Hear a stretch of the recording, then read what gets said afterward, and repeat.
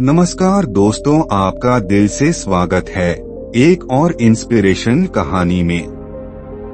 दोस्तों, क्या आप जानते हैं कि एक किसान और उसकी पत्नी जो अपनी सूनी गोद के कारण हमेशा बहुत दुखी रहते थे, कैसे महात्मा बुद्ध की सीख से उनका जीवन बदल गया।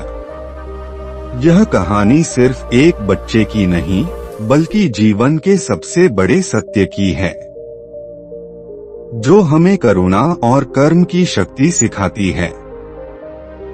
आइए इस प्रेरणादायक कथा को सुनते हैं।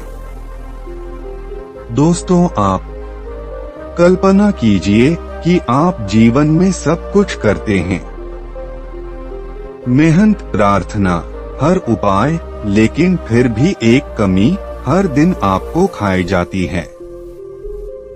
ऐसी ही कहानी है उस किसान और उसकी पत्नी की है, जो अपने दुख में महात्मा बुद्ध के पास पहुँचे। कहानी में आगे क्या हुआ, जानने से पहले वीडियो को एक लाइक जरूर से कर दें। दोस्तों, पुराने समय की बात है। श्रावस्ती के पास एक छोटे से गांव में एक किसान और उसकी पत्नी रहते थे। उनका जीवन कठिन परिश्रम में बीतता था। खेत में मेहनत करके वे अपनी जीविका चलाते, लेकिन उनकी सबसे बड़ी एक पीड़ा थी कि उनकी कोई संतान नहीं थी। कई वर्षों से उन्होंने हर उपाय किया, जड़ी बूटियों से लेकर यज्ञ-हवन तक, लेकिन उनकी गोद सूनी ही रही। दोस्तों, समय बीतता गया। पति पत्नी हर रात चुपचाप अपने आंगन में बैठते और अपनी पीड़ा साझा करते।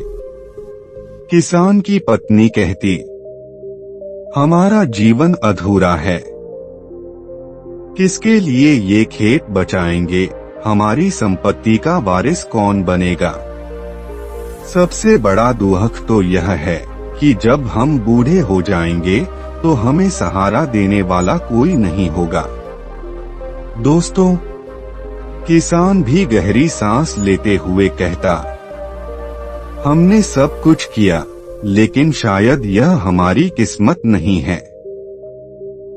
दोस्तों, एक दिन गांव में खबर फैली कि महात्मा बुद्ध अपने शिष्यों के साथ गांव के पास ठहरे हैं।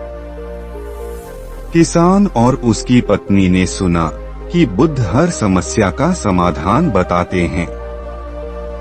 उनके मन में आशा की एक किरण जागी। अगले ही दिन वे बुद्ध से मिलने चल पड़े। दोस्तों, किसान और उसकी पत्नी बुद्ध के पास पहुंचे और उनके चरणों में झुककर अपनी पीड़ा सुनाई। किसान ने कहा, महात्मा, हमारी कोई संतान नहीं है। हमने हर उपाय कर लिया, लेकिन हमारी गोद सूनी ही है। कृपया हमें बताइए कि हमारी यह समस्या क्यों है और इसका समाधान क्या है। बुद्ध ने शांतिपूर्वक उनकी बात सुनी और कहा, संतान का न होना केवल भाग्य का खेल नहीं है, यह तुम्हारे कर्मों और वर्तमान जीवन की सोच का परिणाम हो सकता है। यदि तुम सच में अपनी इच्छा पूरी करना चाहते हो तो मेरी बातों पर ध्यान देना होगा और इन पर अमल करना होगा। दोस्तों, बुद्ध ने किसान और उसकी पत्नी को कुछ महत्वपूर्ण बातें सिखाईं। बुद्ध ने किसान और उसकी पत्नी से कहा, करुणा और दान का अभ्यास करो। तुम्हें अपने जीवन में दूसरों के प्रति करुणा विकसित करनी होगी। बच्चों से प्रेम करना और उनकी सहायता करना शुरू करो। जो बच्चे अनाथ हैं, उनकी मदद करो। आगे बुद्ध ने समझाते हुए कहा, अतीत के कर्मों को सुधारने का प्रयास करो। अगर तुम्हारे पिछले जन्म में कोई बुरा कर्म हुआ है तो उसे अच्छे कर्मों से संतुलित करो। जरूरतमंदों की मदद करो और अपने अहंकार को त्यागो। बुद्ध ने उन दोनों पति पत्नी से कहा, सत्य और अहिंसा का पालन करो। तुम्हें अपने जीवन में पूर्णत सत्य और अहिंसा का पालन करना होगा। यह तुम्हारे कर्मों को शुद्ध करेगा और नए अवसर लाएगा। दोस्तों, बुद्ध ने उन्हें एक पुरानी कथा सुनाई, जिसमें एक महिला ने अनाथ बच्चों को गोद लिया और कुछ समय बाद उसे अपनी भी संतान हुई। दोस्तों, बुद्ध ने एक मुस्कान के साथ कहा, अगर तुम दोनों एक काम करो, गांव में अनाथ बच्चों की तलाश करो और उनकी देखभाल करो, उन्हें अपना समझो और उनकी सेवा करो। यदि तुम्हारे मन में सच्ची करुणा और प्रेम होगा तो तुम्हारे जीवन में नई ऊर्जा जरूर आएगी। किसान और उसकी पत्नी ने बुद्ध की बातों को गहराई से सुना और उनके निर्देशों का पालन करने का निश्चय किया। दोस्तों, किसान और उसकी पत्नी ने गांव में उन बच्चों की तलाश करना शुरू की जिनके माता पिता नहीं थे। उन्होंने 2 अनाथ बच्चों को अपने घर लाकर उनकी देखभाल करनी शुरू की। किसान की पत्नी ने उन्हें मां जैसा प्यार दिया और किसान ने उनकी हर जरूरत पूरी की। दोस्तों, धीरे धीरे किसान और उसकी पत्नी का दुख दूर होने लगा। उनके दिल में प्रेम और करुणा ने जगह बना ली। वे अब खुश रहने लगे क्योंकि उन्होंने दूसरों की सेवा के माध्यम से अपनी पीड़ा को भुला दिया।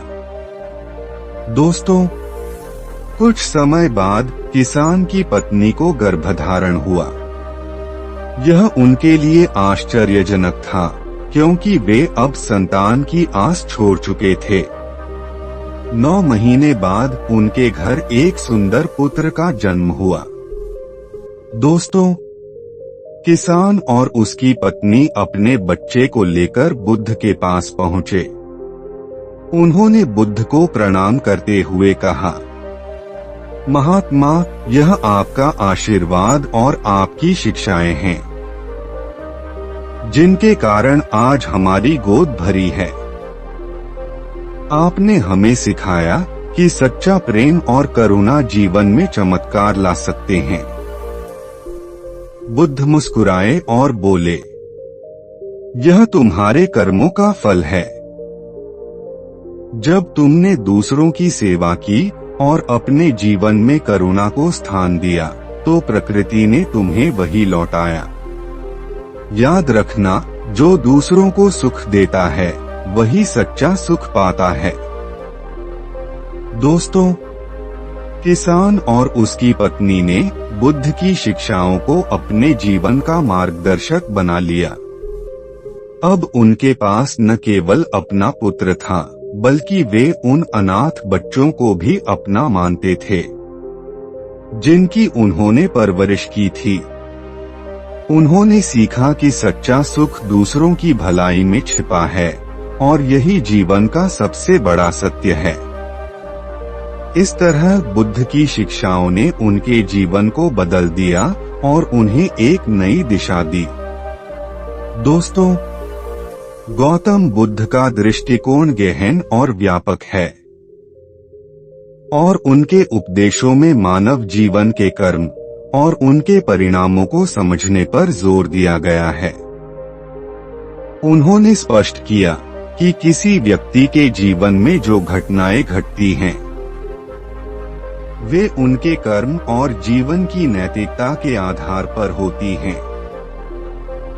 यदि किसी महिला को संतान नहीं होती तो इसका कारण केवल शारीरिक या जैविक नहीं हो सकता, बल्कि यह नंबर 2 वर्तमान जीवन में किए गए बुरे कर्म। दोस्तों, यदि कोई महिला अपने इस जीवन में निम्नलिखित कर्म करती है तो इसका प्रभाव संतान प्राप्ति पर पड़ सकता है। जैसे जानबूझकर गर्भपात करना, बच्चों के साथ दुर्व्यवहार करना, दूसरों के परिवार को कष्ट पहुंचाना, बुद्ध के अनुसार इन बुरे कर्मों के कारण उनके मातृत्व का मार्ग बाधित हो सकता है। उन्होंने यह भी कहा कि बुरे कर्म न केवल भौतिक बल्कि मानसिक स्तर पर भी व्यक्ति की ऊर्जा को प्रभावित करते हैं। नंबर 3, अहंकार और आत्म केंद्रित जीवन। दोस्तों, बुद्ध ने बताया कि यदि कोई व्यक्ति, स्त्री या पुरुष, केवल अपने स्वार्थ, अहंकार और भौतिक सुखों पर केंद्रित रहता है और समाज या परिवार की जिम्मेदारियों को नकारता है, तो यह भी जीवन में संतति सुख न मिलने का कारण बन सकता है। बुद्ध उदाहरण देते हुए समझाते हैं कि यदि कोई स्त्री केवल भोगविलास की ओर ध्यान देती है और दूसरों की पीड़ा या आवश्यकताओं को अनदेखा करती है, तो यह कर्म उनके जीवन में अवरोध पैदा कर सकते हैं। नंबर 4, अहिंसा और दया का अभाव। दोस्तों, बुद्ध के अनुसार मातृत्व का संबंध करुणा और दया से है। यदि कोई व्यक्ति, विशेषकर स्त्री, अपने जीवन में दूसरों के प्रति दयालु नहीं है, हिंसा करती है या अन्यायपूर्ण तरीके अपनाती है, तो यह उनके कर्म के नकारात्मक प्रभाव का कारण बन सकता है। बुद्ध इसे भी उदाहरण के साथ बताते हैं कि यदि कोई स्त्री जानवरों के प्रति क्रूरता दिखाती है, किसी कमजोर को चोट पहुंचाती है या दूसरों को उनके अधिकारों से वंचित करती है, तो यह उनके जीवन में नकारात्मक प्रभाव डाल सकता है। नंबर 5, धम्म के पालन का अभाव। बुद्ध ने सिखाया कि जीवन में संतुलन और शांति के लिए धर्म का पालन आवश्यक है। यदि कोई व्यक्ति धर्म और नैतिकता के मार्ग से भटकता है, तो उसके जीवन में समस्याएं आ सकती हैं। बुद्ध कहते हैं, धर्म के मार्ग पर चलने का अर्थ है सत्य बोलना, हिंसा से बचना, दूसरों के प्रति सहानुभूति रखना और परोपकार करना। यदि इन मूल्यों की कमी होती है, तो यह भी संतान न होने का एक कारण हो सकता है। नंबर 6, शारीरिक या प्राकृतिक कारण। हालांकि बुद्ध ने यह भी कहा कि हर समस्या को कर्म से नहीं जोड़ा जा सकता। कभी कभी शारीरिक, जैविक या प्राकृतिक कारणों से भी संतान प्राप्ति संभव नहीं होती। इसे दुख का हिस्सा मानते हुए सहनशीलता और समझ के साथ स्वीकार करना चाहिए। समाधान बुद्ध के अनुसार। दोस्तों, बुद्ध ने किसी भी समस्या के समाधान के लिए ध्यान, सदाचार और पुण्य कर्म पर जोर दिया। यदि किसी स्त्री को संतान न हो रही हो, तो वह निम्नलिखित उपाय कर सकती है। नंबर 1, पुण्य कर्म करें। जरूरतमंदों की मदद करें। बच्चों को भोजन, कपड़े या शिक्षा में मदद करें। गौशाला या अनाथालय में सेवा करें। नंबर 2, ध्यान और विपश्यना। ध्यान के माध्यम से अपने भीतर के नकारात्मक विचारों को शुद्ध करें। अपने पुराने कर्मों को स्वीकार करें और उन्हें सुधारने का प्रयास करें। नंबर 3, सत्य और अहिंसा के मार्ग पर चलें। अपने जीवन में सत्य और अहिंसा का पालन करें। दूसरों के प्रति करुणा और सहानुभूति विकसित करें। नंबर 4, क्षमाशीलता का अभ्यास करें। यदि किसी ने पिछले जन्म या वर्तमान में गलती की हो, तो उससे क्षमा मांगें और अपनी गलतियों को सुधारें। नंबर 5, दान और परोपकार करें।